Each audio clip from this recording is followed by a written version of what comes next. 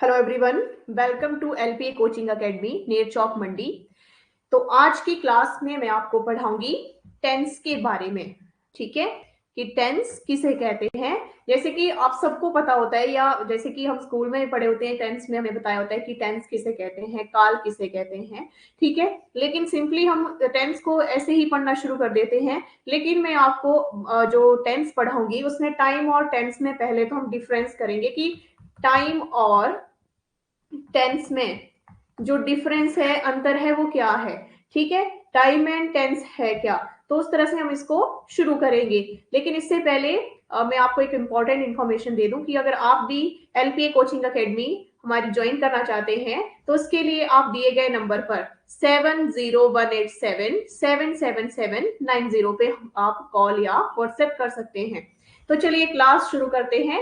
Time और tense से पढ़ेंगे तो हम टेंस के बारे में, लेकिन टाइम का इसमें क्या महत्व है, टेंस का क्या महत्व है, वो हम पूरा डिटेल में पढ़ेंगे।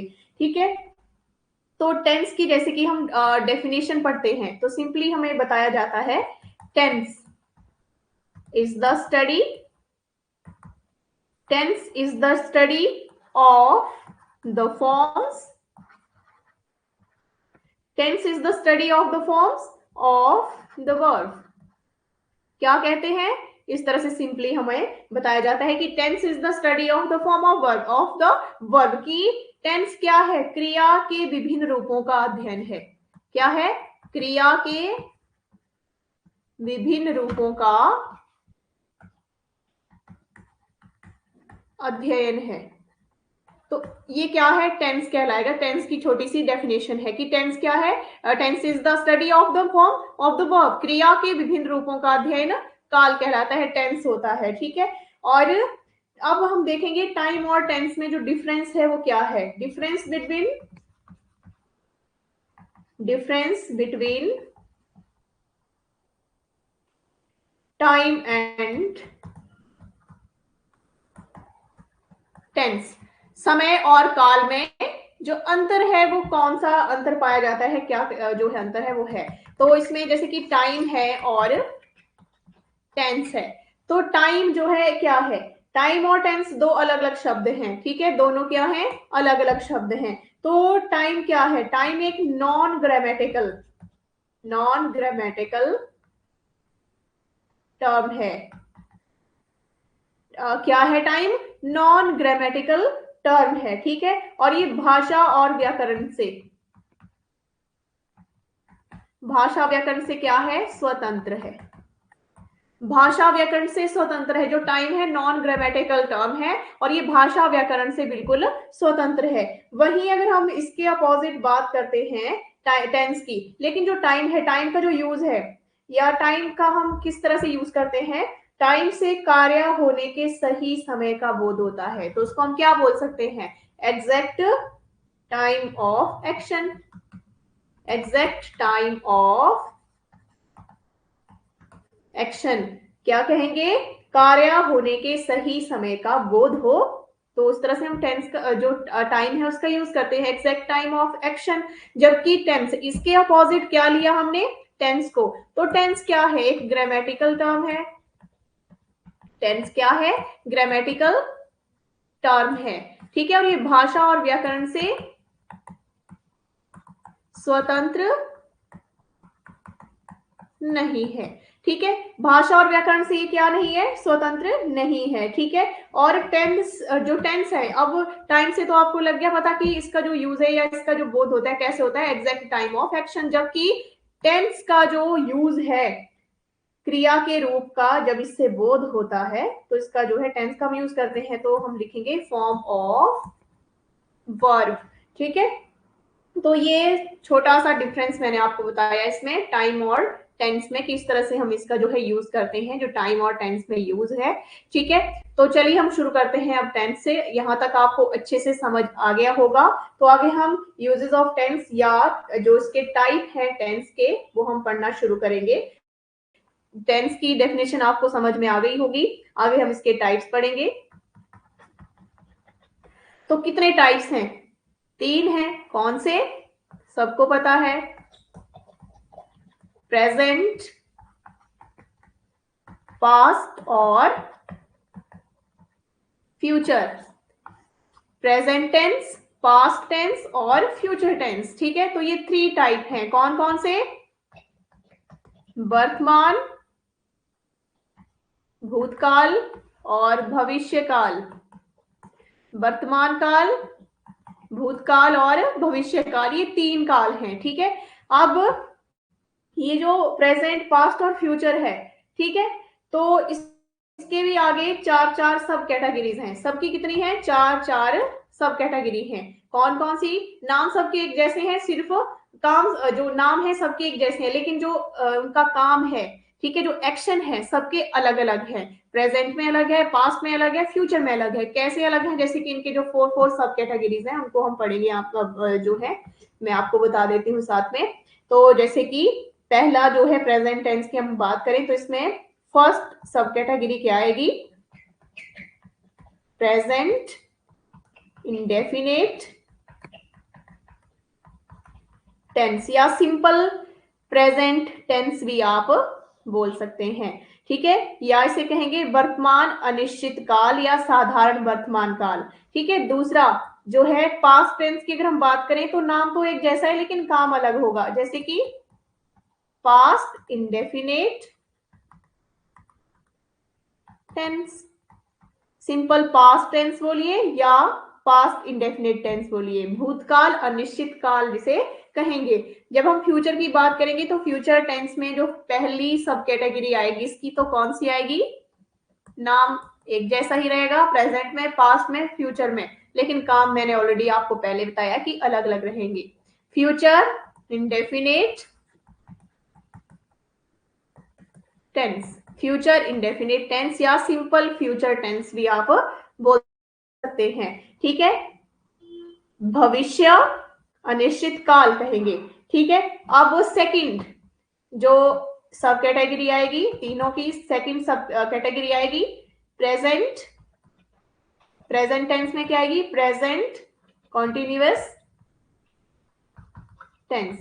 प्रेजेंट कॉन्टिन्यूअस टेंस वर्तमान जारी काल, ठीक है, जिसमें कार्य जारी रहता है। तो जो पास्ट है इसमें दूसरी सब कैटेगरी की आएगी पास्ट कॉन्टिन्यूअस टेंस, भूतकाल जारी काल। ठीक है, अब तीसरा फ्यूचर कॉन्टिन्यूअस टेंस। ठीक है, तीसरी कैटेगरी क्या आएगी? सब category present perfect tense. Present perfect tense मतलब वर्तमान पूर्ण काल। ठीक है, इसके अलावा तीसरी कैटेगरी पास्ट में आएगी पास्ट परफेक्ट टेंस और फ्यूचर में आएगी future perfect tense. Future perfect tense. ठीक है, तो ये तीसरी सबकी, तीनों कालों की तीसरी सब कैटेगरी आ गई। चौथी सब कैटेगरी क्या आएगी तीनों कालों की? तो प्रेजेंट में आएगी present perfect, present perfect continuous tense. ठीक है, और पास्ट में आएगी past perfect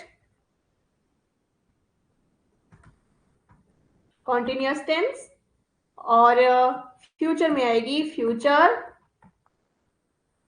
perfect continuous tense. ठीक है, तो ये इनकी सारी सब कैटेगरीज आ गई 4 ठीक है, यहां तक आपको अच्छे से समझ आ गया होगा, पता भी लग गया होगा कि काल जो है 3 प्रकार के हैं। 3 प्रकार के जो काल हैं इनके भी आगे 4 उपभेद हैं जिनको सब कैटेगरी हम बोल सकते हैं। ठीक है, तो ये इनकी 4 कैटेगरी सब कैटेगरी मैंने आपको बता दी। तो आज जो हम पढ़ेंगे आज की क्लास में प्रेजेंट इंडेफिनिट टेंस के बारे में पढ़ेंगे। ठीक है, कि वर्तमान अनिश्चित काल किसे कहते हैं, इसके यूजेस क्या हैं, कहां कहां पर जो इसके एक्शन है, किस तरह के एक्शन में इसका यूज किया जाता है, कार्यों में इसका यूज किया जाएगा, वो हम यहाँ पे पढ़ेंगे। तो चलिए यहां से हम शुरू करेंगे प्रेजेंट इंडेफिनिट टेंस के बारे में।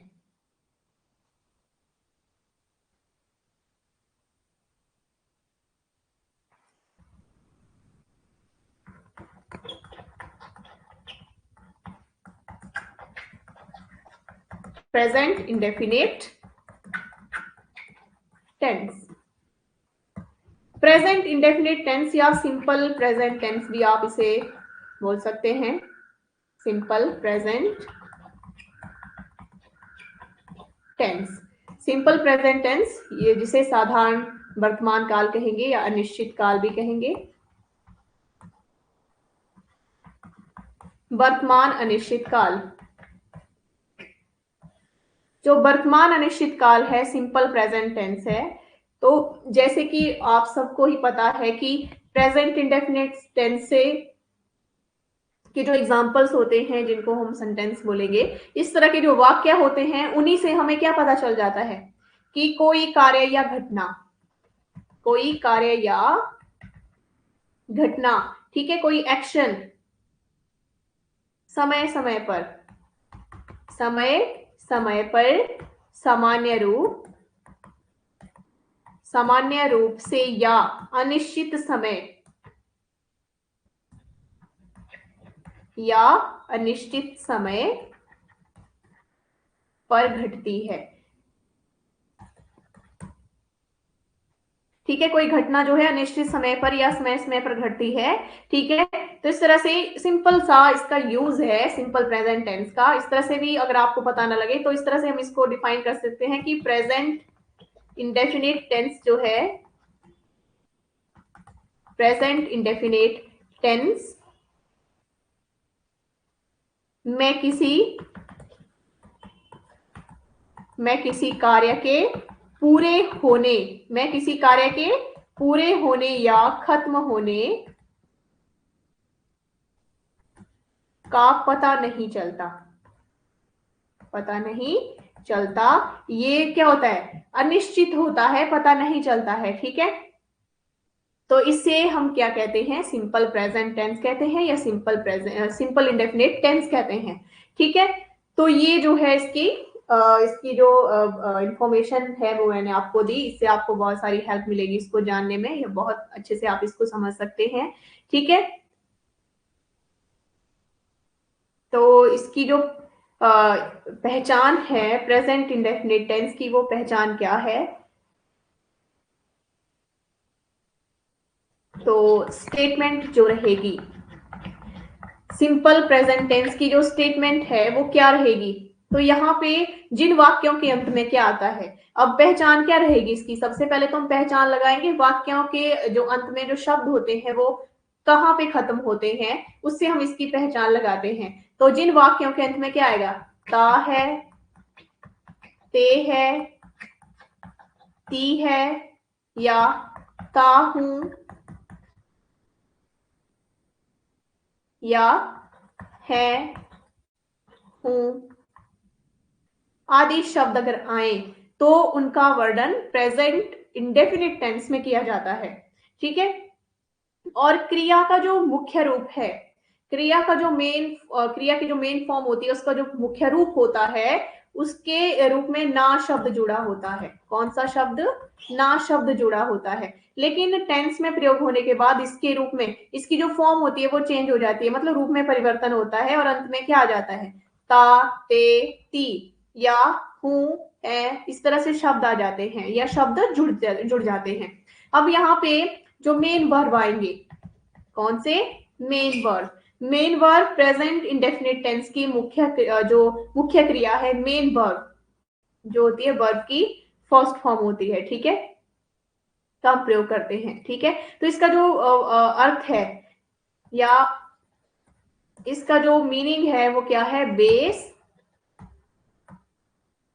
Form of verb. ठीक है, जैसे कि एग्जाम्पल से आप समझ सकते हैं, अगर ये समझना है तो एग्जाम्पल होते हैं, जैसे कि गो हो गया, रन हो गया, ईट है, जंप है, काउंट, ये सारे वर्ब की फर्स्ट फॉर्म है। अब आपको ये पता लग गया होगा। ठीक है, और इसमें जो हेल्पिंग वर्ब है, अगर हम हेल्पिंग वर्ब की बात करें, इसकी हेल्पिंग वर्ब की बात करें तो प्रेजेंट इंडेफिनिट टेंस में जो सहायक क्रिया है, कौन सा, जो हेल्पिंग वर्ब है, सहायक क्रिया प्रेजेंट इंडेफिनिट टेंस में अफर्मेटिव सेंटेंस, जो सिंपल सेंटेंस है, अफर्मेटिव सेंटेंस में जैसे कि डू और डज की अगर हम बात करें, डू डज हेल्पिंग वर्ब का प्रयोग नहीं होता है। लेकिन अगर कोई वाक्य नेगेटिव है, नेगेटिव और इंटेरोगेटिव, नेगेटिव और इंटेरोगेटिव अगर वाक्य होंगे तो उनमें डू डज का प्रयोग जो है किसके रूप में, ऑक्सिलरी वर्ब के रूप में हम इसका यूज करेंगे। सहायक क्रिया के रूप में हेल्पिंग वर्ब डू और डज का यूज करते हैं किसमें, नेगेटिव और इंटेरोगेटिव में। लेकिन सिंपल सेंटेंस में डू डज का यूज नहीं किया जाएगा। ठीक है, तो इस तरह से डज का जो यूज है, डज का प्रयोग सिंगुलर नाउन, जो नाउन सिंगुलर होंगे, ही सी इट जो है, ठीक है, नाउन सिंगुलर के साथ, और डू का प्रयोग नाउन प्लूरल बहुवचन के साथ हम यूज करेंगे। ठीक है, तो यहां तक आपको अच्छे से समझ आ गया। तो अभी हम जो है इसके जो स्टेटमेंट है वही पढ़ रहे हैं। तो इसकी जो स्टेटमेंट है अभी खत्म नहीं हुई है, ये तो मैंने इसके जो बेस है वो मैंने आपको बताया कि कहाँ कहाँ पर क्या यूज किया जाएगा। मेन जो यूज है वो कैसे हम करेंगे, जैसे कि सिंपल सेंटेंस की स्टेटमेंट लेंगे, नेगेटिव सेंटेंस की स्टेटमेंट लेंगे और इंटेरोगेटिव सेंटेंस की स्टेटमेंट लेंगे। ठीक है, तो चलिए स्टेटमेंट से हम शुरू करेंगे। जैसे कि सिंपल सेंटेंस है, किसमें, प्रेजेंट इंडेफिनिट टेंस में, या अफर्मेटिव सेंटेंस भी बोल सकते हैं। सिंपल सेंटेंस, तो सिंपल सेंटेंस की जो स्टेटमेंट है वो क्या रहेगी, तो सबसे पहले हम नाउन कौन से लेंगे, नाउन सिंगुलर। लेकिन जो सब्जेक्ट हैं, सब्जेक्ट कौन कौन से रहेंगे, he, she, it, I, we, you and they. किसी का नाम भी हो सकता है, ठीक है, जरूरी कि यही होंगे, किसी का नाम भी हो सकते हैं। ठीक है, तो ये क्या है, सब्जेक्ट्स हैं। तो यहां पे हम लेंगे नाउन सिंगुलर, नाउन सिंगुलर।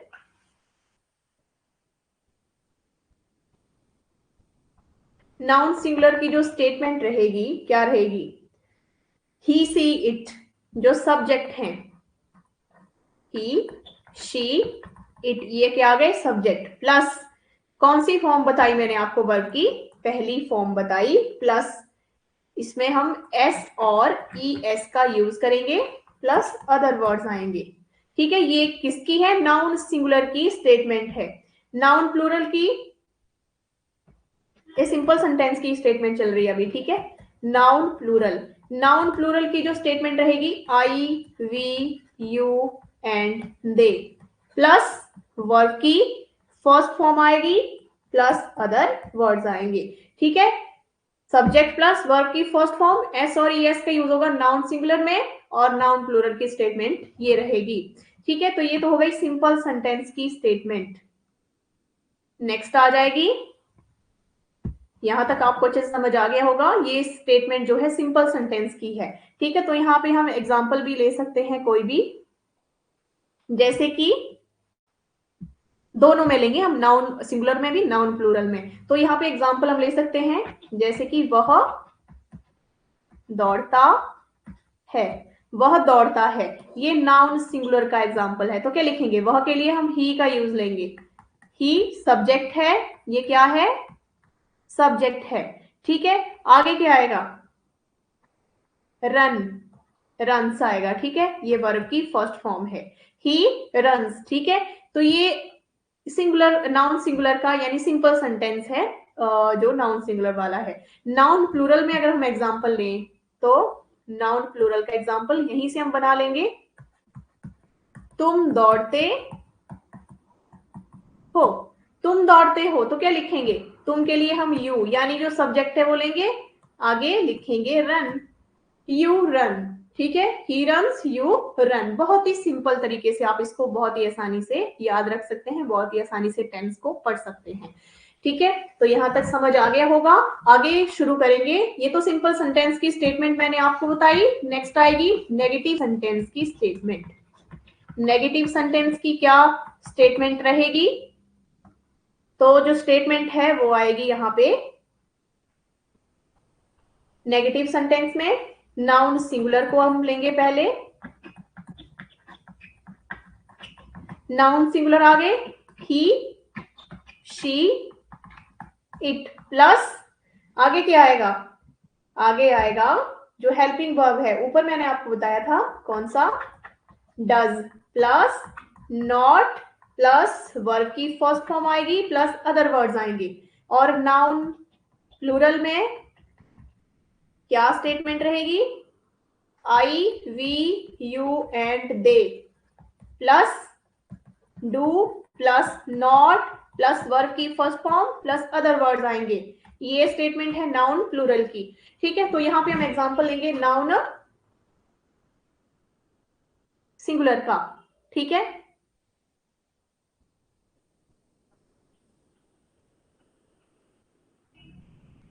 जैसे कि एग्जांपल हम बना सकते हैं, कोई भी एग्जांपल यहां पे ले लेंगे, जैसे कि रोहन नहीं खेलता है। रोहन नहीं खेलता है, तो रोहन क्या है, सब्जेक्ट है। रोहन आगे क्या आएगा, helping verb does, Rohan does, आगे नॉट का हम यूज करेंगे, रोहन डज नॉट प्ले। ठीक है, और यहां पे एग्जांपल हम लेंगे नाउन प्लूरल का, जैसे कि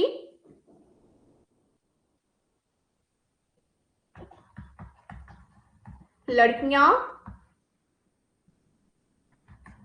नहीं गाती हैं। लड़कियां नहीं गाती हैं, नाउन प्लूरल है, तो क्या लिखेंगे, girls, the girls not, sorry, the girls do not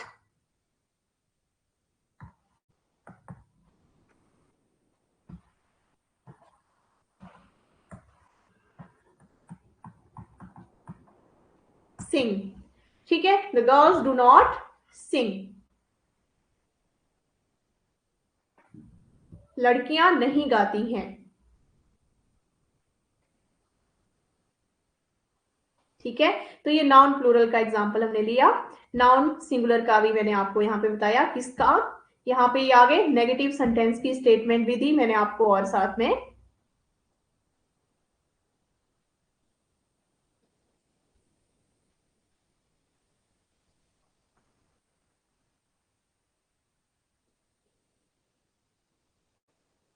ठीक है, इसके आगे नेक्स्ट आएगा इंटेरोगेटिव सेंटेंस।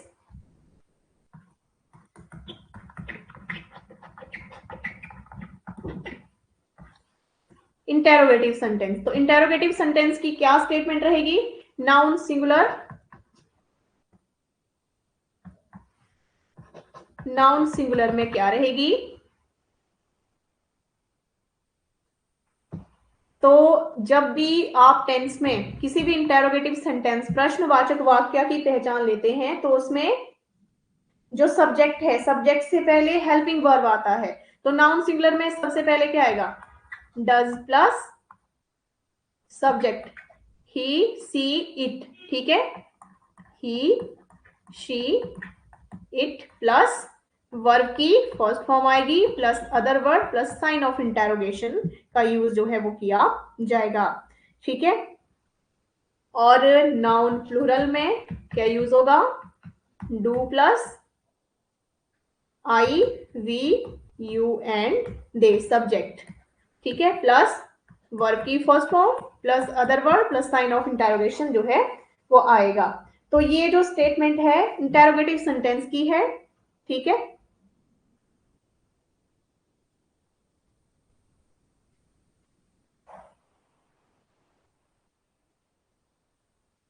तो इंटेरोगेटिव सेंटेंस में जो हम एग्जांपल लेंगे, जैसे कि एग्जांपल है, क्या तुम पढ़ते हो, या यहाँ पे सिंगुलर के लिए हम ले, सिंगुलर नाउन जो है, नाउन सिंगुलर के लिए हम एग्जांपल लेंगे,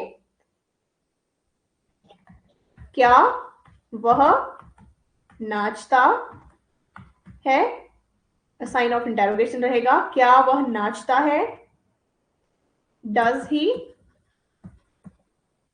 डांस, साइन ऑफ इंटेरोगेशन। और नाउन प्लूरल के लिए हम एग्जांपल लेंगे, जैसे कि क्या तुम पढ़ते हो, तो क्या लिखेंगे, do you read, sign of interrogation. तो ये एग्जांपल है साथ में इनके।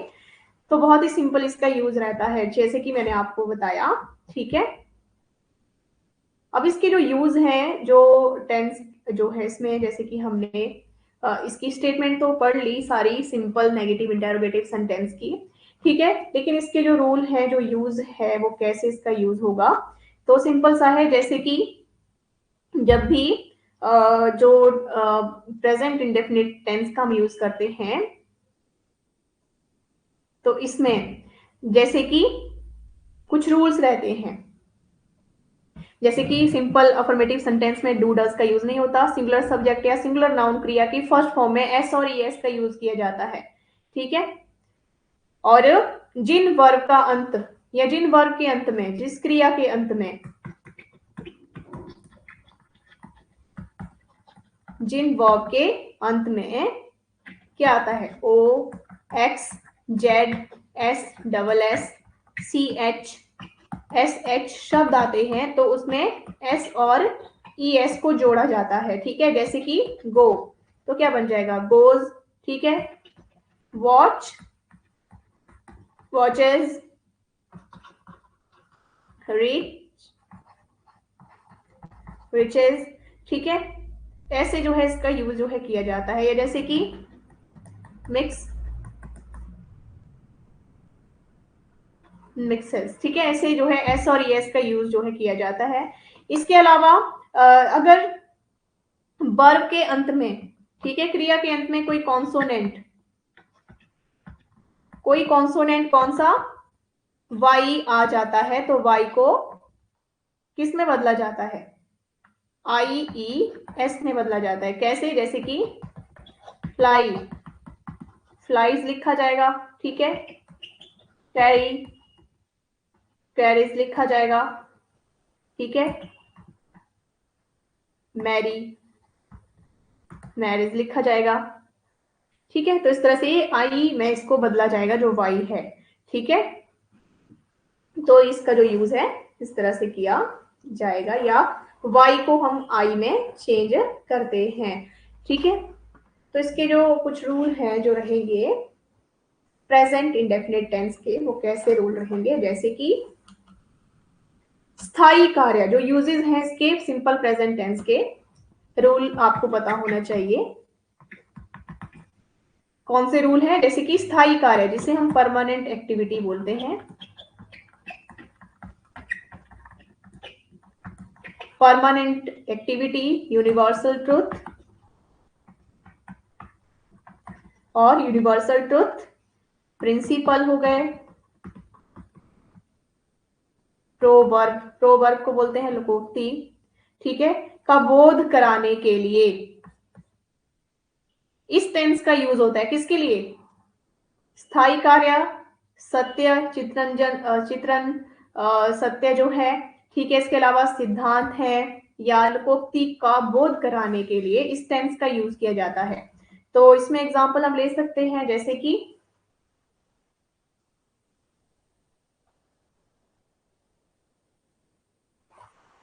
Honesty is the best policy,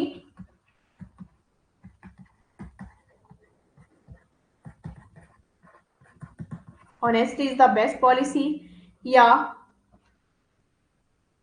oil floats on water, ऐसे एग्जाम्पल इसमें आ जाएंगे। ठीक है, जो इसका यूज है। इसके अलावा रूल नंबर सेकंड आएगा,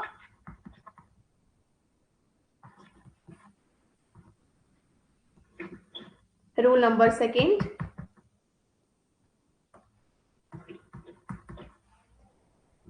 तो सेकंड रूल जो है इसमें आएगा स्वाभाविक, जो हैबिचुअल फैक्ट है, स्वाभाविक, नियमित, रेगुलर हो गया, या बार बार प्रयोग होने वाले या बार बार होने वाले कार्य, जैसे रिपीटेड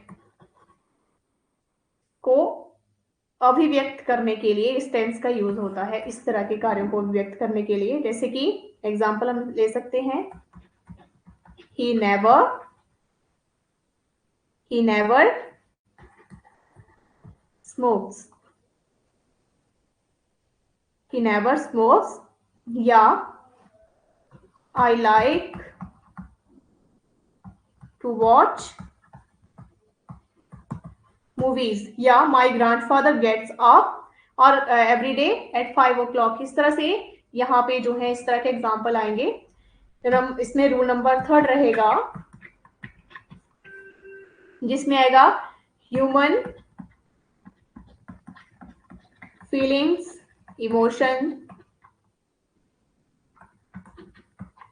और मेंटल एक्टिविटी को व्यक्त करने के लिए इस टेंस का यूज किया जाता है। जैसे कि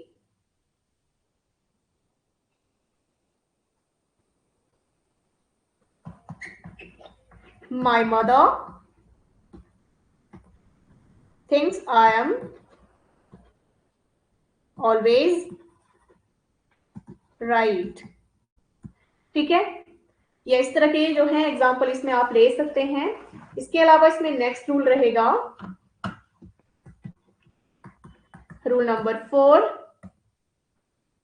अधिकार दिखाने के लिए, पोजेशन दिखाने के लिए टेंस का प्रयोग किया जाता है। जैसे एग्जाम्पल ले सकते हैं, that house belongs to my friend. ठीक है, इस तरह के एग्जाम्पल इसमें आ जाएंगे। इसके अलावा भविष्य में होने वाले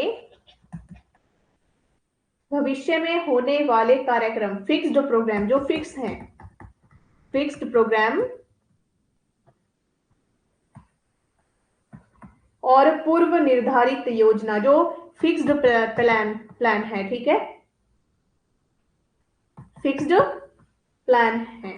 तो इस तरह के कार्यों को व्यक्त करने के लिए इस टेंस का यूज होता है। एक तो फिक्स्ड प्रोग्राम होगा और फिक्स्ड प्लान जो होंगे उनके लिए। जैसे कि एग्जांपल ले सकते हैं, Karan leaves for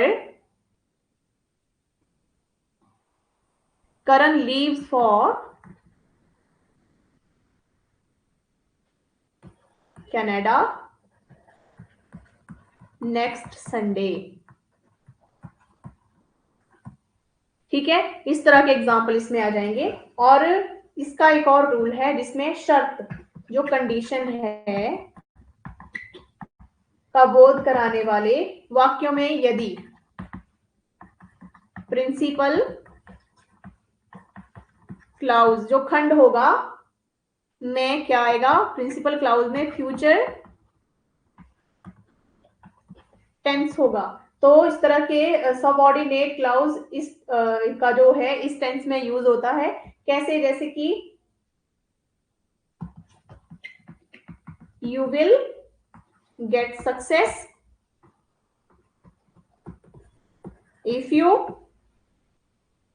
try hard. ठीक है, तो ये इसके जो है प्रेजेंट इंडेफिनिट टेंस के जो है रूल हैं कि मैंने आपको बताए, ये आपको पता होने चाहिए। बाकी स्टेटमेंट से आपको अच्छी तरह से ये समझ आ गया होगा कि किस तरह से हम इसका यूज करते हैं।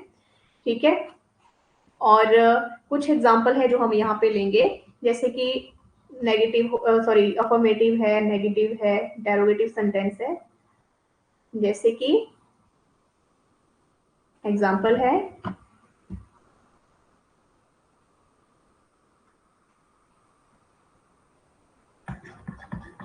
तुम्हारे पिता हमें जानते हैं। तुम्हारे पिता हमें जानते हैं, तो ये क्या लेंगे, योर फादर नो अस। इस तरह के एग्जाम्पल, ये तो हो गया सिंपल जिसकी स्टेटमेंट मैंने आपको दी हुई है। ठीक है, जैसे कि नेगेटिव सेंटेंस का हम यूज यहाँ पे एक एग्जाम्पल लेंगे, जैसे कि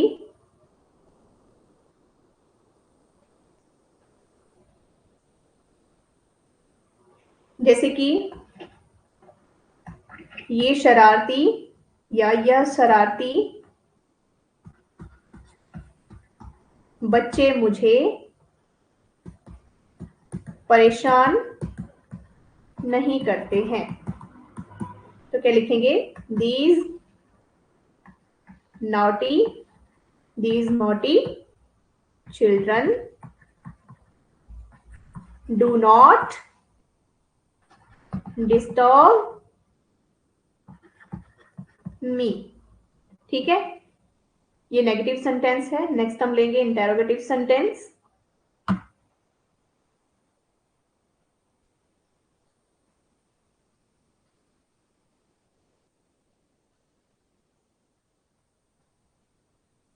जैसे कि क्या तुम चावल पकाना जानते हो? क्या तुम चावल पकाना जानते हो? तो क्या लिखेंगे? Do you know how to cook rice? Sign of interrogation. ठीक है, तो ये जो है एग्जाम्पल जो है रहेंगे इस तरह के। तो आई होप कि आपको अच्छे से जो है प्रेजेंट इंडेफिनिट टेंस जो है समझ आ गया होगा। ठीक है, और इसके आगे नेक्स्ट क्लास में मैं आपको पढ़ाऊंगी